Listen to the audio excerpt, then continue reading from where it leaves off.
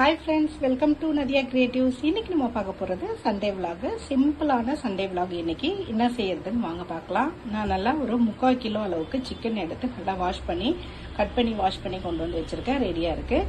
இப்போ இஞ்சி பூண்டு பேஸ்ட்டு அரைச்சி வச்சுருக்கேன். இதில் இஞ்சி பூண்டு பச்சை மிளகா அப்புறம் கொஞ்சம் எண்ணெய் விட்டு நல்லா பேஸ்ட் மாதிரி அரைச்சி கொண்டு வந்து வச்சுருக்கேன். அதுக்கப்புறம் 3 தக்காளி 3 வெங்காயம் சரிசமமாக கட் பண்ணி வச்சுருக்கேன் பொடியாக. அதுக்கப்புறம் நம்ம எப்போவுமே ஹோம்மேடு கரம் மசாலாவே போட்டுட்டு இருந்தோம்ல, இது பழைய ஸ்டைலில். ஆனால் அந்த டேஸ்ட்டு கொஞ்சம் வேறு மாதிரி இருக்கும், இந்த டேஸ்ட்டு கொஞ்சம் வேறு மாதிரி இருக்கும். அதனால் நான் பழைய ஸ்டைலில் இன்றைக்கி செய்யலாம் அப்படின்னு சொல்லிட்டு கொஞ்சம் சோம்பு பட்டை அப்புறம் இந்த செட்டு இது எல்லாத்தையும் வச்சுருக்கேன். இதில் பிரியாணி இலை மட்டும் நான் வைக்கல, உங்களுக்கு விருப்பப்பட்டால் அதுவும் நீங்கள் சேர்த்துக்கலாம். ஏலக்காய் இதெல்லாம் செட்டாக எடுத்து வச்சுருக்கேன். இது நல்லா ஒரு கடாயில் எண்ணெய் தேவையான அளவு ஊற்றிருக்கேன். அதில் இந்த பட்டை லவங்கம் செட்டு அப்படியே சேர்த்துக்கலாம். இப்போ இது நல்லா பொரிஞ்சு வந்திருக்கு. இந்த சமயத்தில் நம்ம கட் பண்ணி வச்சிருந்த வெங்காயம் சேர்த்துக்கலாம்.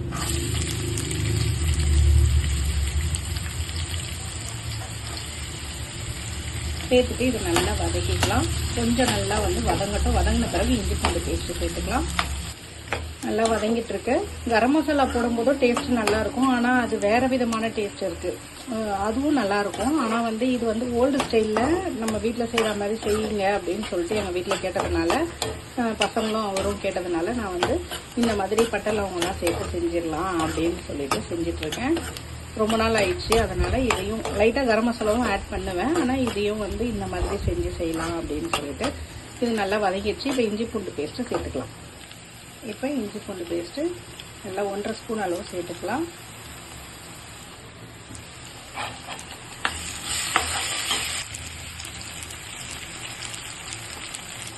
சேர்த்துட்டு இது எண்ணெயில் கொஞ்சம் 2 மினிட்ஸ் லைட்டாக ஃப்ரை பண்ணிவிட்டு தக்காளியும் பச்சை மிளகாயும் சேர்த்துக்கலாம்.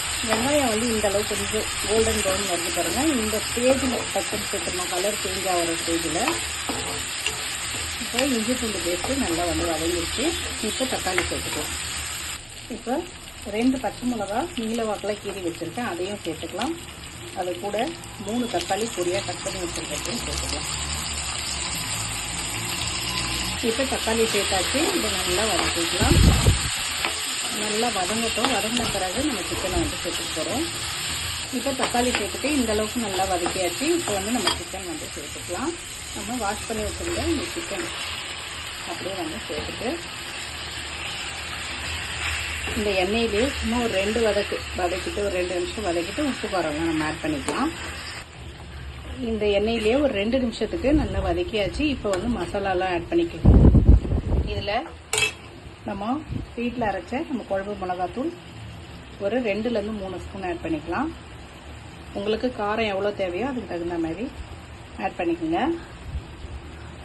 அதுக்கப்புறம் உப்பு தேவையான அளவு உப்பு சேர்த்துக்கலாம்.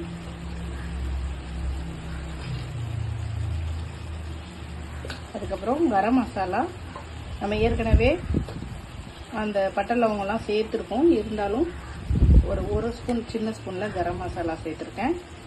இதில் ஒரு 1/4 ஸ்பூன்லேருந்து 1/2 ஸ்பூன் வரைக்கும் மஞ்சள் தூள் சேர்த்தாச்சு. இவ்வளோதான் இருக்குது புதிய மசாலா. நான் வேறு எதுவுமே சேர்க்க மாட்டேன். இந்த சிக்கன் மசாலா குழம்பு மசாலா அது இதெல்லாம் சேர்க்க மாட்டேன்.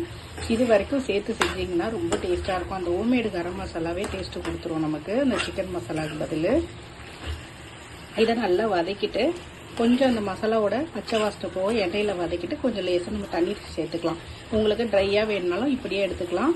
கொஞ்சம் செமி லிக்விடாக வேணும்னா கொஞ்சமாக தண்ணி ஊற்றிக்கலாம். இல்லை குழம்பு மாதிரி வேணும்னா நிறையவே தண்ணி ஊற்றிக்கலாம். நம்ம இஷ்டம். எப்படி தண்ணி ஊற்றணுமோ அந்த மாதிரி ஊற்றி இதை பெரட்டி வேக வச்சு எடுத்திங்கன்னா நம்மளோட சூப்பரான சிக்கன் தொக்கோ சிக்கன் குழம்போ எப்படி வேணால் சொல்லிக்கலாம். நம்ம எப்படி செய்கிறோமோ அதுக்கேற்ற மாதிரி இது அப்படியே வதக்கி எடுத்தால் சுக்கா. அவ்வளோதான். எல்லாமே நம்ம செய்கிற பக்குவம் தான். எல்லாம் ஒரே விதம் தான், ஆனால் டேஸ்ட்டு வேறு வேறு மாதிரி வர்றதுக்கு நம்ம செய்கிற விதம் தான் காரணம். இது நல்லா வதக்கிடலாம். இதேமாரி நம்ம கடாயில் செஞ்சால் ஒரு டேஸ்ட் வரும், அதேமாதிரி குக்கரில் செஞ்சிங்கன்னா அது வேறு டேஸ்ட் வரும். நான் சொன்னேன்ல, அந்த கரம் மசாலா சேர்த்தா ஒரு டேஸ்ட் வரும், அப்புறம் நம்ம இந்த பட்டை லவங்கம் சேர்த்தா ஒரு டேஸ்ட் வரும். அதே மாதிரி குக்கரில் செஞ்சு பார்த்தீங்கன்னா அது வேறு. இதே மசாலா இதே விதம் செய்யுங்க, ஆனால் குக்கரில் செஞ்சு பாருங்கள், அது நல்லா தான் இருக்கும், ஆனால் அதுவும் ஒரு டேஸ்ட் வரும். அது ஒரு விதமான டேஸ்ட்டு, இது ஒரு விதமான டேஸ்ட்டு. அது மாதிரி செஞ்சு பாருங்கள். செஞ்சு பார்த்துட்டு கண்டிப்பாக கமெண்டில் எப்படி இருக்குன்னு சொல்லுங்கள். இது கொஞ்சம் வெந்த பிறகு நம்ம தண்ணி சேர்த்துக்கலாம். இப்போ ஒரு 2 நிமிஷத்துக்கு மசாலாலாம் எண்ணெயில் நல்லா அந்த பச்சை வாசனை போக வதக்கியாச்சு. இப்போ இந்த சமயத்தில் நம்ம தேவையான அளவு தண்ணி சேர்த்துக்கலாம். நான் குழம்பு மாதிரி தான் வைக்க போகிறேன். ஏன்னா சாதத்துக்கு தேவை, 4 பேர் சாப்பிட்றதுக்குரிய சாதத்துக்கு வேணுன்றதுனால நான் கொஞ்சம் நல்லா தண்ணி ஊற்றிட்டு இதை நல்லா வேக வச்சுக்கலாம். தட்டு போட்டு மூடி வேக வச்சுட்டு எப்படி இருக்குன்னு வாங்க பார்க்கலாம். இப்போ சிக்கன் கிரேவி முட்டை வச்சு அதிலே போட்டாச்சு. நம்மளோட சிக்கன் கிரேவி சூப்பராக ரெடியாக இருக்குது பாருங்கள். இதே மாதிரி நீங்களும் செஞ்சு பாருங்கள். அது கூட ரசமும் நம்ம செய்ய போகிறோம். அது வந்து ஏற்கனவே நம்ம நிறைய ரெசிபிஸ் போட்டிருக்கேன். ரசம் பொடி, ரசம் வைக்கிறது எப்படி எல்லாமே. தக்காளி ரசம் தான் வச்சுருந்தேன். அது வந்து நான் வந்து ரெடி பண்ணி வச்சுட்டேன். என்னென்னா புளி ஊற வச்சுருந்தேன். புளி கரைச்சி அதுலேயே 2-3 தக்காளி போட்டு நல்லா அதிலே கரைச்சிக்கிட்டேன். இது கூட நம்ம ரெடிமேட் ரசப்பொடி அதுவும் நான் ஏற்கனவே எடுத்து போட்டிருக்கேன். அது வேணும்னா டிஸ்கிரிப்ஷன் பாக்ஸில் தரேன். நீங்கள் வேணும்னு சொன்னீங்கன்னா நான் திரும்பியும் அரைச்சி கூட உங்களுக்கு வீடியோ எப்படின்றத போடுறேன். அந்த ரசப்பொடி, மஞ்சத்தூள், அப்புறம் உப்பு, இது எல்லாத்தையுமே சேர்த்து நல்லா கரைச்சி ரெடி பண்ணி வச்சாச்சு. இப்போ தாளிப்புக்கு கடுகு, காஞ்ச மிளகா, கருவேப்பிலை. ஒரு கிண்ணத்தில் கொஞ்சமாக எண்ணெய் ஊற்றிட்டு அந்த எண்ணெயில் வந்து கடுகு, காஞ்ச மிளகா, கருவேப்பிலை இது எல்லாத்தையும் சேர்த்து நல்லா வதக்கிக்கலாம். அதுலேயே ஒரு 4-5 பூண்டு இடித்து சேர்த்துக்கலாம். வெங்காயம் சேர்த்துட்டு இதையும் நல்லா வறுத்துக்கலாம். இப்போ இதுலேயே நம்ம கரைச்சி வச்சுருந்தோம் இந்த புளி தக்காளிலாம் இருக்குல்ல, அது மசாலாவோட அரைச்சி வச்சதை இதில் சேர்த்துக்கலாம். அவ்வளோதான். கொதித்து ஆஃப் பண்ணிட்டா நம்மளோட தக்காளி ரசம் ரெடி ஆகிடும். இது நல்லா சுற்றி நுர வரணும். ரொம்ப தளன்னு கொதிக்கக்கூடாது. நுர வரும்போது ஆஃப் பண்ணிடலாம். இப்போ இந்த அளவு கொதிச்சு நுர வருது பாருங்கள். இப்போ கேஸ் ஆஃப் பண்ணிடலாம். ஆஃப் பண்ணிவிட்டு நம்ம வந்து இப்போ ரசமும் ரெடி ஆயிடுச்சு. நம்மளோட சிக்கன் கிரேவி, சாதம் எல்லாம் வந்து ரெடி ஆயிடுச்சு. இன்னைக்கு சண்டே ஸ்பெஷல் சிம்பிளான டிஷ்ஷு தான். இதேமாதிரி நீங்களும் உங்கள் வீட்டில் என்ன செஞ்சேன்றதை கமெண்ட்டில் போடுங்க. இதில் லாஸ்ட்டாக வந்து கொத்தமல்லி வந்து போட மறந்துட்டேன். நீங்கள் விருப்பப்பட்டால் கொத்தமல்லி வந்து சேர்த்துக்குங்க. கொத்தமல்லி தான் நல்லா வாசமாகவே இருக்கும். அந்த புளி கரைக்கும் போதே கொத்தமல்லி போட்டு நல்லா கரைச்சி ஊற்றிட்டிங்கன்னா ரொம்ப டேஸ்ட்டாக இருக்கும். என்கிட்ட இல்லாதனால நான் சேர்க்கல. அதை சேர்த்து போடும்போது ரொம்ப சூப்பராக இருக்கும். வீடியோ பிடிச்சிருந்தா லைக் பண்ணுங்கள், ஷேர் பண்ணுங்கள், கமெண்ட் பண்ணுங்கள், சப்ஸ்கிரைப் பண்ணுங்கள். பக்கத்தில் பெல் ஐக்கான் பட்டனை ப்ரெஸ் பண்ண மறந்துடாதீங்க. தேங்க்யூ.